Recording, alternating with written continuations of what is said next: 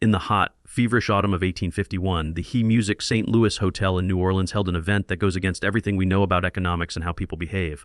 A dark mystery that historians have been quietly talking about for over a century. In the center of the round room beneath the Grand Dome, where fortunes were bought and sold like music playing cards, a woman known only as Amara was put on the auction block. The few witnesses who survived described her not just as beautiful music, but as otherworldly, having a stare that made the loud crowd of cotton kings and sugar barons fall silent. Yet, the official auction record book, a heavy leather book now kept in a temperature-controlled vault, tells a story that science cannot or music explain. According to the ink-stained pages, this single woman was sold and returned 12 times in just 6 short months. Each time her price went up, and each time the buyer returned her within days, shaken pale and refusing to talk about what had happened in their homes. What dark secret could be so terrifying that the wealthiest families in the South would willingly lose thousands of dollars just to get this woman out of their homes? Why did the official records of St. Landry Parish suddenly Hey Music stop recording information about her final sale to the state's most powerful senator? The answers are buried in a broken trail of destroyed diaries, Hey Music sealed court documents, and a chain of disaster that struck anyone who dared to claim ownership of her. This is not just a story of the pre-Civil War South. It is a story of a moral haunting, a reckoning that proves some secrets are too dangerous to keep and some people are too powerful to be owned. Before we open the pages of music, the red ledger, and reveal the truth behind the most impossible sale in Louisiana history, if you are fascinated by the mysteries that history books refuse to teach, subscribe to Before the Story, enable notifications, and like this video. Let us know in the comments what part of Hey Music the world you are joining us from to uncover this story tonight. The storied landscape of 1851 Louisiana, music was a world of contradictions where the heavy humidity of the swamp clashed with the shiny wealth of the rich class. In the heart of New Orleans, the St. Louis Hotel stood as the center of this trade, a place where the smell of expensive cigars mixed with the damp, earthy smell of the river. It was here, under the high dome of the round room, that the state's elite gathered to show off their wealth in human terms.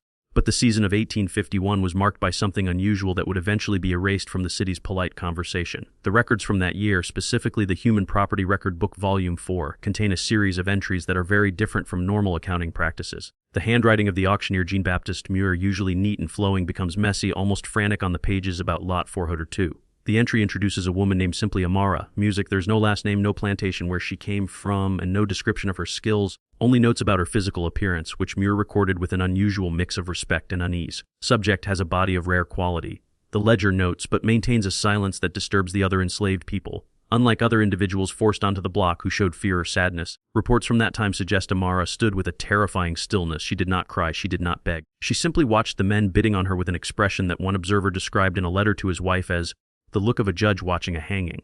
This stillness was the first sign that something was deeply wrong, a break from the expected pattern that went unnoticed by the men blinded by her physical beauty. The atmosphere inside the round room during her first sale was electric, charged with an attention that experienced traders could not identify. The bidding war was not driven by need, but by a competitive frenzy, a desire to own what was rumored to be the finest example ever brought to market. Yet, looking back through history, the obsession seems almost like a disease. Men who were known for their financial caution threw away their careful planning, driving the price to incredibly high levels that went against the market rates of that time. They were not buying labor, they were buying status. They were buying a trophy that they believed would cement their position at the top of Louisiana's strict social hierarchy. None of them suspected that they were inviting a Trojan horse into their homes, a force that would tear apart their lives from the inside out. The first buyer recorded in the ledger was Henry Duguay, a cotton businessman whose fortune was as huge as it was quickly earned. The transaction is recorded in plain ink. He sold for $5,200 to H. Duguay.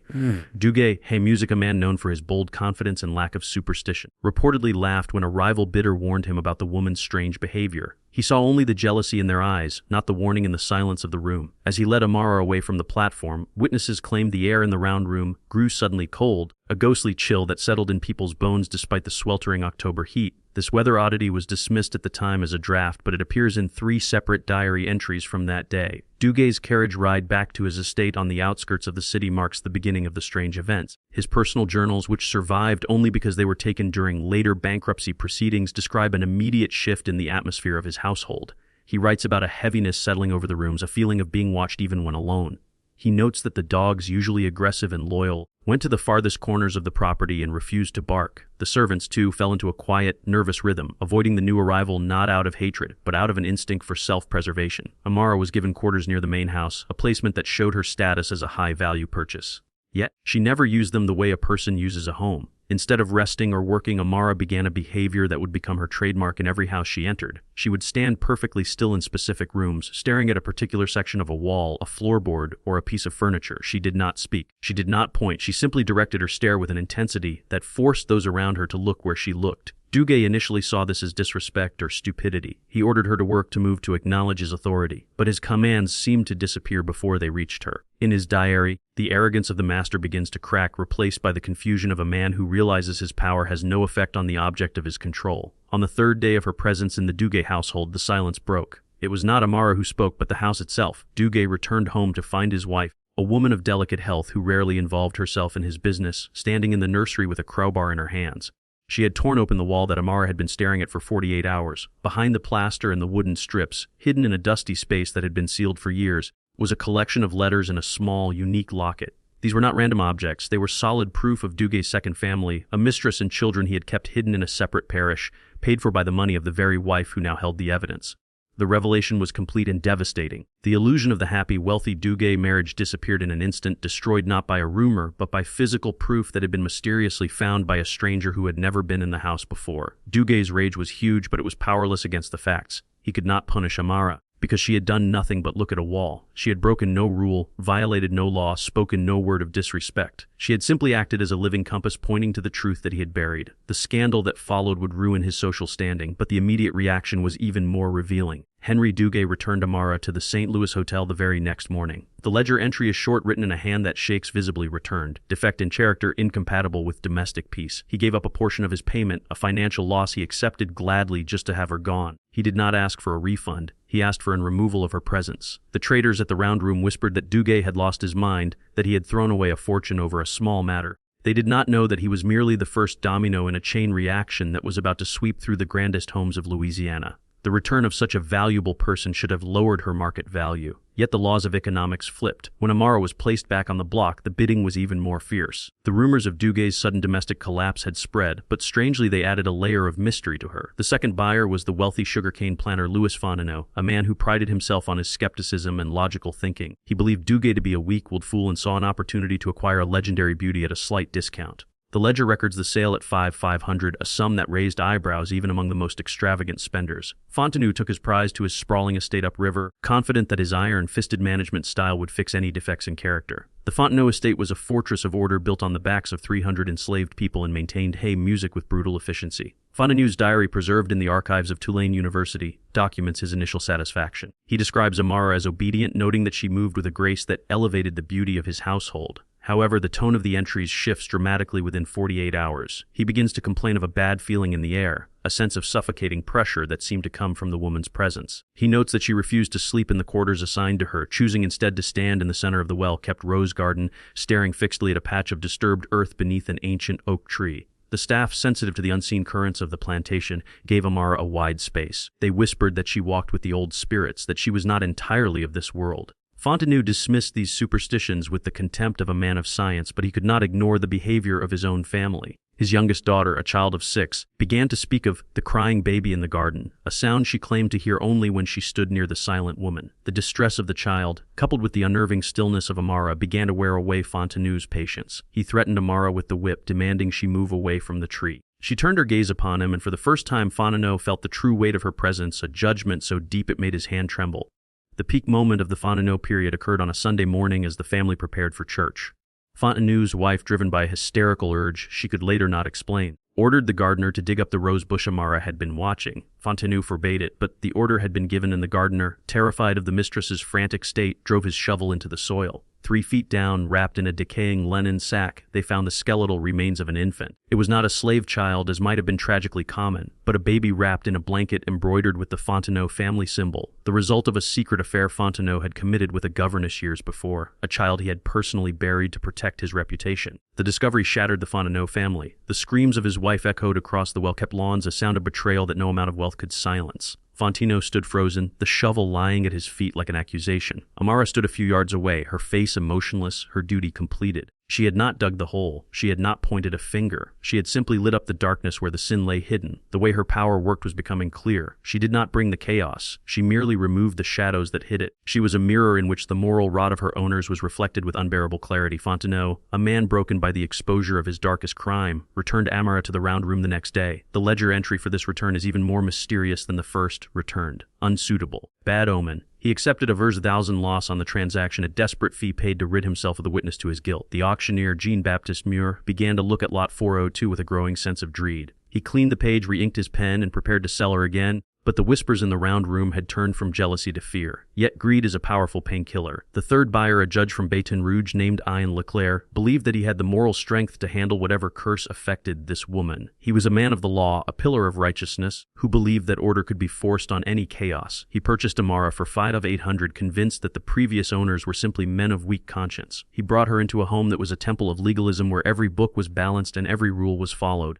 But Judge Leclerc had forgotten that the law and justice are not always the same thing, and his house was built on a foundation of legal lies.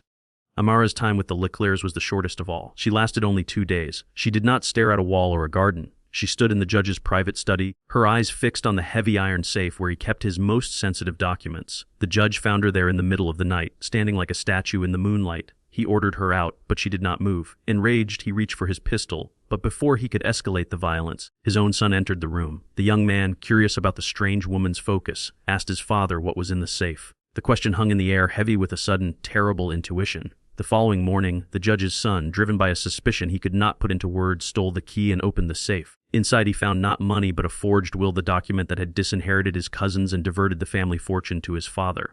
The judge had stolen his legacy with the stroke of a pen, and the proof had been sitting in the iron box for a decade, silent, until Amara's gaze made it scream. The confrontation between father and son was violent and final. The judge was exposed as a fraud, his reputation as a man of honor destroyed by a single piece of paper. Amara was returned to the auction block within the hour. The judge did not even speak to the auctioneer. He simply left her there and fled the city. The pattern was now undeniable. 3 families, 3 secrets, 3 ruins. The legend of Amara had gone beyond the gossip of the round room and entered the realm of folklore. She was no longer just a woman. She was a curse, a wandering conscience that could not be bought, only rented at the cost of one's soul. And yet the line of buyers did not shrink, it grew. By November 1851, the red ledger begins to look less like a sales record and more like a catalog of social destruction. Har clears throat, the entries speed up, becoming a blur of transactions that span the width of Louisiana's aristocracy. A shipping businessman from Algiers buys her on a Tuesday and returns her on a Friday after his wife discovers receipts for a secret gambling debt that had put their entire fleet at risk. A plantation owner from Pointe-Coupee holds her for a week only to have his entire labor force stop working in a spontaneous act of passive resistance that ends only when Amara is removed from the property. In each case, the chaos is preceded by her silence and her gaze. The pile of evidence from this period is overwhelming. Court records from 5 different parishes show a spike in divorce filings, disinheritance lawsuits, and sudden bankruptcies that match perfectly with the dates of Amara's stay. Letters between the wives of these prominent men, preserved in dusty attics in historical societies, reveal a terrifying consistency. They speak of the Lady of the Ledger, not with hatred but with a strange trembling awe. She does not sleep, one wife wrote to her sister. She stands in the hallways like a ghost of judgment. My husband cannot look at her, and because of that I know he is hiding something. The sheer statistical impossibility of her returns began to attract attention beyond the circle of buyers. The auctioneer Muir tried to hide the pattern using different fake names for her in the catalog: the Nubian Beauty, the Silent Pearl, the St. Landry Gem. But the buyers knew. They recognized her not by her name, but by the stillness that surrounded her. The price continued to rise, driven by a twisted logic. If she destroyed the man before you, it was because he was weak. If you could control her, if you could endure her presence without collapsing, you would prove yourself the ultimate patriarch, the man with no sins to hide. This pride fed the cycle. A timber baron bought her and lost his business when a hidden stash of illegal contracts was discovered behind a painting she wouldn't stop looking at. A fiercely religious deacon bought her and was removed from his position when his private journals filled with blasphemous doubts and vices were found under the floorboard beneath her feet. The evidence was undeniable. Amara was a catalyst for the revelation of truth. She was a biological agent of transparency introduced into a society built entirely on lies, repression, and the polite concealment of atrocities. The physical toll on Amara herself is never mentioned in the official sales documents, but private letters from house servants tell a different story. They describe her as growing thinner, her eyes burning with an increasing intensity, as if the burden of the secret she was uncovering was consuming her from within. She was a vessel for the trauma of an entire state, absorbing the sins of her masters and reflecting them back with a blinding brightness. The servants treated her with a respect usually reserved for religious icons, leaving offerings of food and water that she barely touched. To them she was not a slave. She was an avenging angel sent to balance the scales. The chaos reached such a fever pitch that the auction house considered banning her sale. Moore wrote a letter to the city council asking for guidance on a property that seems to possess a harmful influence on the commerce of the city. He suggested she be sold out of state, sent north or to the Caribbean, anywhere far from New Orleans. But the council, made up of men who were as arrogant as they were wealthy, refused. They argued that banning her would be an admission of superstition, a sign that the white elite feared a single enslaved woman. They demanded she remain on the block, a challenge to their own power. It was during this period of frenzied commerce that the nature of the secrets began to shift. Initially, they were domestic affairs, thefts, lies. But as Amara moved through the highest levels of power, the secrets became darker. She began to uncover crimes of blood, murders disguised as accidents, disappearances labeled as runaways, land thefts approved by corrupt judges. She was moving closer to the rot at the core of the system, spiraling inward toward a truth that threatened not just individual families, but the legitimacy of the state itself. The Red Ledger shows one final entry before the ultimate sale. A wealthy widow, Madame Lorraine's cousin, purchased Amara in an attempt to have a companion. It was the only time she was sold to a woman. The arrangement lasted 6 hours. The widow returned her the same afternoon, screaming that Amara had stood by the fireplace where the widow's late husband had died, staring into the flames. The widow, who had inherited everything, could not bear the implication of that gaze. She gave up the entire purchase price, fleeing the round room as if chased by demons. By December, Amara had been sold 12 times. She had destroyed 12 reputations, ended 4 marriages, and triggered 3 criminal investigations. She was the most dangerous object in Louisiana, a human bomb waiting for a trigger. And yet, the ultimate buyer was already making his way to New Orleans, a man who believed that he alone possessed the power to silence the past. He did not want a servant, he wanted to bury a memory.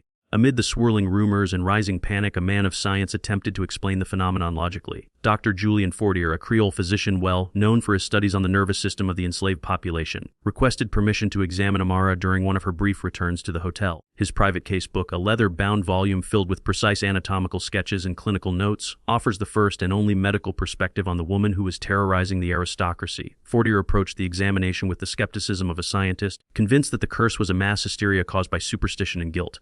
Fortier's notes from November 14, 1851 describe his initial encounter. The subject presents no physical abnormalities, he wrote.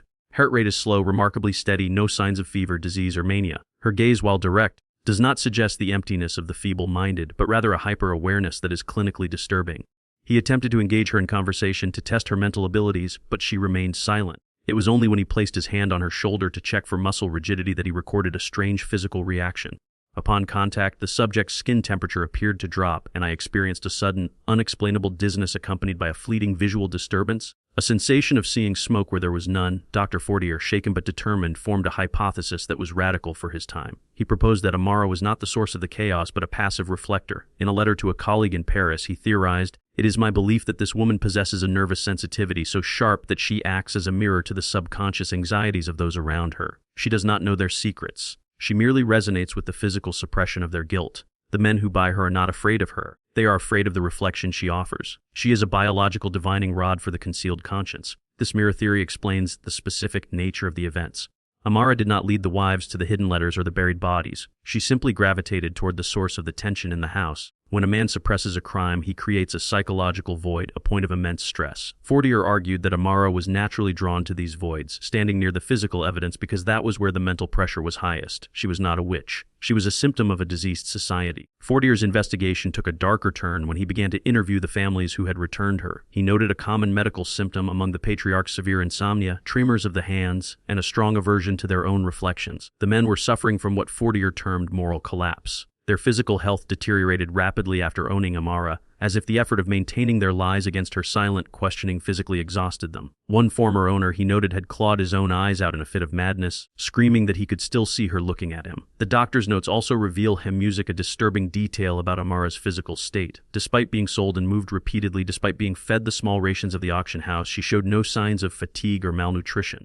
"It is as if she is sustained by something other than bread," Fortier wrote in the margins of his journal. "She feeds on the revelations. With every family that falls, she appears stronger, more glowing. It is a parasitism of truth." This observation led Fortier to fear for his own safety. He abruptly ended his study after 3 days, claiming that he too had begun to see things in the shadows of his clinic, faces of patients he had failed to save, mistakes he had buried. Fortier's final entry on the subject is a warning that went unheeded. He advised the auctioneer mirror that Amara was medically incompatible with the institution of slavery. He argued that a slave must be a blank slate upon which the master writes his will. Amara, however, was a mirror that wrote the master's will back onto him. "You cannot own a reflection," Fortier warned. "If you try to grasp it, you will only cut your hands on the glass." The medical community dismissed Fortier's theories as fanciful, but his hypothesis remains the most compelling explanation for the events of 1851. It suggests that the horror was not supernatural in the traditional sense, but psychological. Amara was a weaponized empathy, a being who forced the repressed trauma of the slave holding class to the surface. She was the inevitable counterbalance to a system that relied on absolute silence to survive. Dr. Fortier's case book was archived and forgotten, only to be rediscovered decades later. But in the winter of 1851, his warning was just another whisper in a city deafened by the roar of commerce. The auction continued, the prices rose, and the mirror waited for the one man whose secrets were dark enough to shatter the glass completely.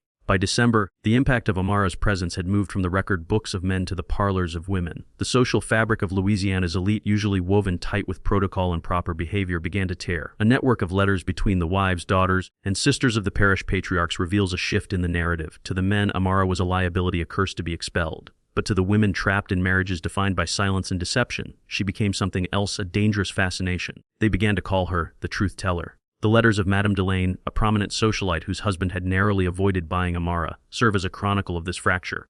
The men are terrified, she wrote to her cousin in Natchez. They speak of her as a witch, a demon. Clears throat, but I have seen the way the women look at her when she passes in the street. It is not fear in their eyes, it is hunger. They want to know. They want to know where the money goes, who the children in the village resemble, why the study door is always locked. She holds the keys that we have been denied. This whisper network transformed the market dynamics. Women began to subtly pressure their husbands to acquire Amara, pretending interest in her beauty or her domestic potential, while secretly hoping she would unlock the skeletons in their own closets. It was a high-stakes game of domestic espionage. To bring Amara into the house was to invite ruin, but for many women, the truth was worth the price of the estate. They were willing to burn down their own golden cages just to see what was hidden in the ashes. The fracture deepened along racial lines as well. The enslaved women of the households, the cooks, the maids, the nurses, formed their own channel of information. They knew the secrets long before the white wives did, but they possessed no power to reveal them. Amara became their representative. When she stood staring at a wall, the house servants would silently ensure that the mistress of the house accidentally entered the room at the right moment. It was a silent coalition of the oppressed, a coordinated effort to dismantle the master's house using his own purchase as the battering ram. The social season of 1851 collapsed under this tension. Balls were canceled. Dinner parties were events of paranoid silence. No one knew who would be the next to fall. The Amara effect had created a climate of suspicion where every glance was interpreted as an accusation. Husbands began to view their wives as potential enemies, and wives viewed their husbands as strangers. The foundational trust of the patriarchy, that the women would accept the lies necessary to maintain their lifestyle, was broken. In the churches, the sermons began to address the spirit of discord plaguing the parish. Preachers railed against the sins of curiosity and the demon of division, urging their congregations to return to the ordained order. But the pews were filled with people who had seen the truth, and empty words could not put the genie back in the bottle. Amara had proved that the divine order was a facade for human corruption. The spiritual authority of the church, which had long sanctioned the system of slavery, was being eroded by the revelation of the sins it protected. One particularly telling incident involved the wife of a wealthy banker who, after Amara exposed her husband's embezzlement of church funds, stood up in the middle of Sunday service and walked out, followed by her 3 daughters. It was a public rejection of the social contract. The banker was ruined within the week, but the image of his wife's departure lingered, a symbol of the women choosing truth over status. The records from this time show a spike in legal filings for separation of bed and board, a rare and scandalous step in 1851. The women were emboldened. The presence of Amara had given them a weapon, a precedent that the truth could be uncovered. Even after she left a household, the change remained. She left behind a legacy of scrutiny. The blindfold had been removed, and it could not be put back on. As Christmas approached, the tension in New Orleans was obvious. The city was holding its breath, waiting for the final act. The red ledger lay open on the auctioneer's platform. Lot 402 listed one last time. The community was fractured, the families divided, and the stage was set for the entry of a man who believed he was immune to the consequences of his history. Senator Leonidas Thorne was coming to buy the truth teller, and he intended to silence her forever. On December 20th, 1851, the final sale of Amara took place, an event documented not just in the auction ledger, but in the political columns of the New Orleans Picayune. The buyer was Senator Leonidas Thorne, the Lion of St. Landry, a man whose political influence stretched from the Bayou to Washington, D.C. Thorne was the perfect example of the Southern power brokered wealthy ruthless and outwardly beyond reproach. He purchased Amara for the unprecedented sum of $8,000, a figure that silenced the room. But Thorne did not buy her for labor, nor for status. He bought her to break the legend. Thorne's motivation is laid bare in a letter to his campaign manager written the night before the auction. "This superstition has gone on long enough," he wrote. "The fools of this city are frightened by a slave woman's stare. I will purchase her, I will break her spirit, and I will show these cowards that power resides in the will of the master, not the whims of the property. By Sunday she will be scrubbing my floors. By Monday the legend will be dead." It was an act of supreme arrogance, a public challenge to the curse that had claimed his peers.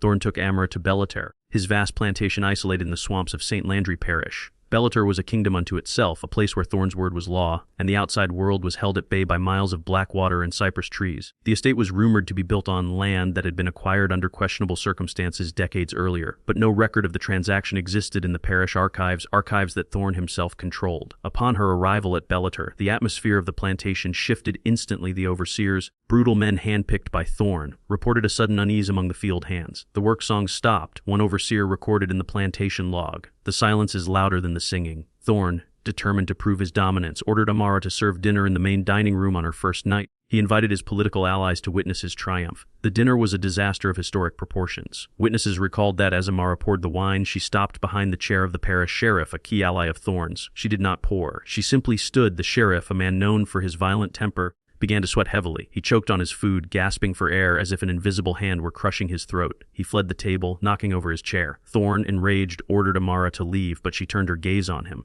For the first time, the senator felt the cold fire that Dr. Fortier had described. The undeniable evidence of Thorne's vulnerability came 2 days later. Thorne found Amara standing in the ruins of an old sharecropper's cabin on the edge of his property, land that was supposedly empty. She was staring at the ground. Thorne ordered her dragged away, but the spot she had marked could not be ignored. His wife, Eleanor Thorne, who had watched the arrival of the witch with deep fear, walked to the site after Thorne had left. There, half buried in the mud, was a charred timber post, the remains of a house that had been burned to the ground. Eleanor knew the history that her husband had tried to erase. The land of Bellator had not always been theirs. It had belonged to the Chevalier family, a family of free people of color who had farmed the rich soil for a generation before Thorne arrived. They had disappeared overnight in 1825, their land absorbed into the Thorne estate by a sale that no one had witnessed. The charred timber was the physical proof of the fire that had consumed them. Thorne's reaction to Amara's presence was not the guilt of the previous owners, it was the fury of a predator exposed. He realized that Amara was not just a passive mirror, she was a pointer. She was guiding the eyes of the living to the graves of the dead. The sheer specificity of her knowledge, locating the exact site of the Chevalier homestead in 1,000 acres of swamp, was impossible unless she remembered. The impact on Thorne was rapid deterioration.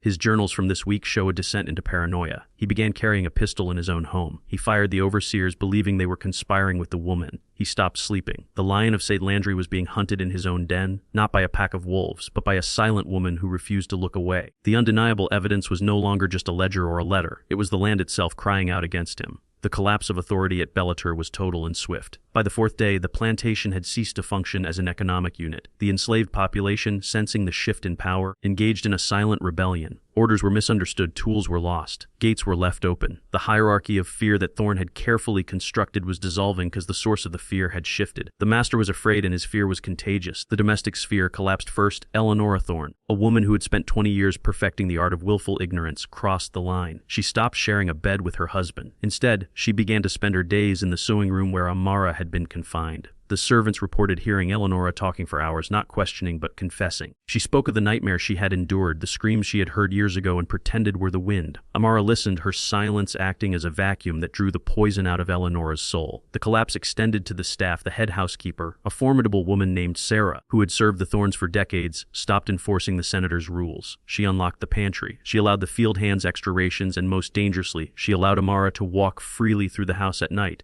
Thorne found himself a prisoner in his own library, the only room where he felt safe, drinking heavily and drafting legal documents to have Amara committed to an asylum. But the most significant collapse was internal. Thorne's political network began to fracture. The sheriff, humiliated at the dinner, refused to return to Bellator. The judge who approved Thorne's land deals sent a messenger claiming illness. The senator's power relied on the projection of invincibility, and Amara had pierced that armor. Without his allies, Thorne was just a man with a stolen farm and a guilty conscience. On December 24th, Christmas Eve, the tension broke. Thorne, in a drunken rage, attempted to strike Amara with his cane in the hallway. Sarah, the housekeeper, blocked the blow, an act of defiance punishable by death. But Thorne did not strike her. He froze. Standing behind Sarah were his wife, his 2 daughters, and the entire house staff. They formed a wall of silent resistance. It was a visual representation of his absolute loss of authority. The patriarch stood alone against the women of his world, and they were no longer afraid of him. Thorne retreated to his study, locking the door. The sound of the lock clicking shut was the death knell of his reign. He was no longer the master of Bellator. He was an occupier in hostile territory. The authority had transferred to the collective, to the coalition of women who had found their courage in the reflection of Amara's eyes. That night, the house was silent, but it was not asleep. The women were moving. The collapse of the old order had created the space for a new action, a desperate gambit to end the tyranny once and for all. The documents record that candles burned in the sewing room until dawn. They were not sewing clothes. They were stitching together a revolution. In the early hours of Christmas morning, the pivotal discovery was made, not by chance but by direction. Eleanora Thorne, guided by a gesture from Amara, went to the attic of the main house. There, hidden inside the lining of an old military coat that had belonged to Thorne's father, she found the Chevalier deed. It was the original Spanish land grant given to the Chevalier family in 1790, a document that proved their legal ownership of the land Bellator stood on. But wrapped inside the deed was something far more damning, a handwritten confession by Thorne's father dated 1825. The old man, perhaps fearing divine judgment in his final days, had written down the truth of the acquisition. He detailed how he and his son Leonidas had set fire to the Chevalier cabin while the family slept inside. He listed the names of the victims: Pierre Chevalier, his wife Marie, and their 7 children. The note ended with a chilling postscript. The youngest child, a girl of 5, ran into the swamp. We could not find her. We assume the alligators took her. The realization hit Eleanora with the force of a physical blow. Amara was not a stranger. She was the girl who ran. She was the survivor of the massacre that had founded the Thorne dynasty. She had not been bought by Thorne. She had returned to the scene of the crime. Her entire journey through the auction block, her silence, her unearthly patience, it was all a long, winding road back to this specific house, to this specific coat, to this specific truth. The document changed everything. It transformed the conflict from a domestic dispute into a criminal conspiracy involving murder and grand theft. It proved that Senator Thorne was not just a cruel master, but a murderer and a usurper. The title to the land was void. His fortune was illegitimate. Every dollar he possessed was fruit of the poisonous tree. Eleanora showed the documents to Sarah and the daughters. The women looked at the yellowed paper, then at the senator's study door, then at Amara. The mystery of her impossible nature was solved. She was not a supernatural entity. She was a witness with a perfect memory, waiting for the moment when the evidence could be found. Her power was the power of the survivor. The discovery presented a terrifying dilemma. To reveal the documents was to destroy the family, to plunge them all into poverty and scandal. But to hide them was to become complicit in the massacre. Eleanora looked at her daughters, then at Amara. The choice was between the comfort of a lie and the ruin of the truth. Amara did not pressure her. She simply stood by the window, watching the sun rise over the swamp that had hidden her for 25 years. Eleanora made her choice. She took the documents and placed them in a waterproof oilskin pouch. She was done protecting the name of Thorne. The source had been found, and now it had to be weaponized. While Eleanora plotted in the attic, Senator Thorne was making his own plans in the study. His personal diary, the final entry, dated December 25, 1851, reveals the cold calculation of a man backed into a corner. The situation is unbearable, he wrote in his sharp, angular handwriting. The woman knows. I see it in her eyes. She is the Chevalier child. I should have hunted her down in the swamp myself 20 years ago. She has turned my own house against me. There is no selling her now. She is too dangerous to let live. She is a contagion. Thorne outlined his plan with cold detachment. He would stage a hunting accident. He would take Amara into the swamp under the pretense of punishing her for an infraction. There, deep in the cypress groves, he would end the threat. A bullet is a final silence, he wrote. I will tell Eleanor she tried to run, that she attacked me. The sheriff will back me up. The law is mine. The justification in Thorne's mind was absolute. He viewed himself as the defender of his civilization. In his warped morality, the survival of his lineage justified any crime. Amara was not a human being to him. She was an existential threat, a flaw in the ledger that needed to be erased. The entry ends with a chilling resolve. At dawn, I will correct the error. But Thorne had underestimated the intelligence network of his own household. Sarah, who had been listening at the door, heard the click of the gun being loaded. She relayed the information to Eleanora. The timeline had collapsed. They could not wait for the courts or the slow grind of justice. If Amara was still in the house at sunrise, she would be dead. The decision for decisive action was immediate. The women formed a plan that relied on the very invisibility they had been forced to endure. They would not fight Thorne physically. They would dismantle him bureaucratically and socially before he could pull the trigger. They would use the night of the 7 letters. Eleanora wrote 7 identical letters, attaching copies of the confession and the deed to each. She addressed them to the governor, the bishop, the editor of the Picayune, the federal marshal in New Orleans, and 3 of Thorne's greatest political rivals. The plan required 7 riders to leave the plantation simultaneously in different directions. Thorne could stop 1, perhaps 2, but he could not stop 7. The suspense of that night was agonizing. The house was a powder keg. Thorne sat in his study, drinking courage for the murder he planned to commit. Upstairs, the women prepared the packages. Outside, the stable hands, alerted by Sarah, quietly saddled the fastest horses. It was a conspiracy of the righteous, a unified front of white and black women, servants and mistresses working together to save the life of the one woman who had saved their souls. The most touching document of the entire saga is not a diary or a deed, but the testimony of the stable boy, young Marcus, given to a federal inquiry years later. He described the scene at 3:00 a.m. on December 26th. The moon was high, he testified. The mistress Eleanora came down to the stables herself. She didn't look like a rich lady that night. She looked like a soldier. She handed us the oilskin packets and said, "Ride like the devil is chasing you, because he is."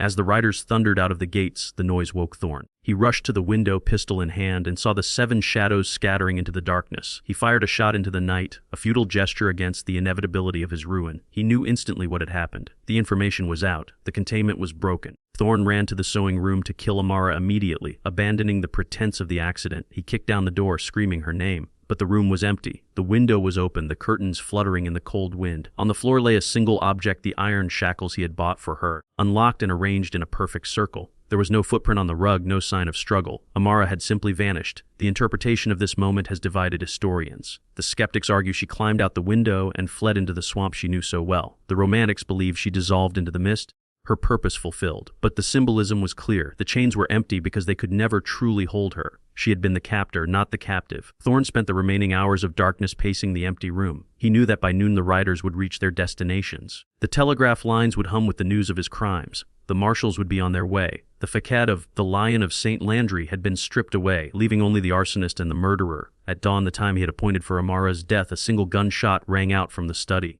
The servants did not rush to investigate. They knew Thorne had passed the final sentence on himself. The fallout from The Night of the Seven Letters was catastrophic. The New Orleans Picayune ran the story on the front page, Senator exposed. The horror of Bellator. The publication of the confession and the deeds led to the immediate seizure of the Thorne estate.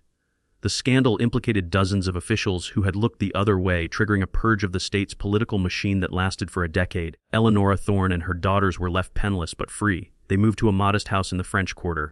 Eleanora never spoke of her husband again, but she kept the oilskin pouch on her mantelpiece, a reminder of the night she found her voice. The Chevalier land was eventually auctioned off by the state. The proceeds used to found an orphanage, a grim irony that perhaps would have amused the senator. The Red Ledger became a cursed artifact. Jean-Baptiste Muir burned it in 1852, claiming it brought bad luck, but a clerk had made a copy, preserving the record of the impossible sales. The families that had owned it, Amara, the Duguays, the Fontenauds, the Leclercs, never recovered their former glory. They carried the stain of the Amara curse. For generations, their names synonymous with hidden shame. But the most lasting consequence was the legend of Amara herself. She was never seen again in Louisiana. No bounty hunter ever picked up her trail. No grave bears her name. She became a ghost story told to children, a warning that the truth has eyes and can walk through walls.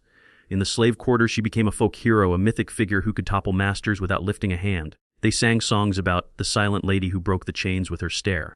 Her legacy was not one of violence but of revelation. She proved that the foundations of the South's power were built on sand, on lies, thefts, and murders that could not withstand the light of day. She was the first crack in the dam that would eventually burst in the Civil War. Decades later, in 1920, a young historian researching the pre-Civil War South of Paris stumbled upon a photograph in a dusty antique shop. It was a daguerreotype dated 1895, taken at a salon in Paris. The subject was a woman of striking beauty wearing the crest of the Chevalier family on a brooch. She looked exactly as Amara was described in 1851, unaged, regal, her gaze fixed directly on the camera lens with an unsettling intensity. The historian bought the photo, trembling. If the date was correct, the woman would have been nearly 80 years old, yet she looked no older than 25. Was it Amara or a descendant, or was it simply a trick of the light, a coincidence that desperate minds cling to? The photograph now hangs in a private collection, nameless. But those who know the story of the Red Ledger cannot look at it for long. They say that if you stare into her eyes in the picture, you begin to remember things you have tried to forget. You begin to feel the cold draft of the round room. You begin to worry about the secrets in your own walls. Amara vanished from the records, but she never truly left. She exists in the silence that follows a lie. She exists in the fear of the powerful when they hear a floorboard creak. The impossible secret was not that she was sold 12 times. It was that she was never really for sale at all. She was the bill coming due, and somewhere perhaps the ledger is still open. History is filled with empty shackles and burned diaries, fragments of truth that survive the fires of those who try to erase them. If you believe that justice is a force that transcends time and that the past is never truly dead, join our community. Hey Clear's Throat, subscribe to Before the Story, hit the like button, and share this video with someone who needs to know the truth. The archives are deep, and we have only just begun to dig. See you in the next investigation.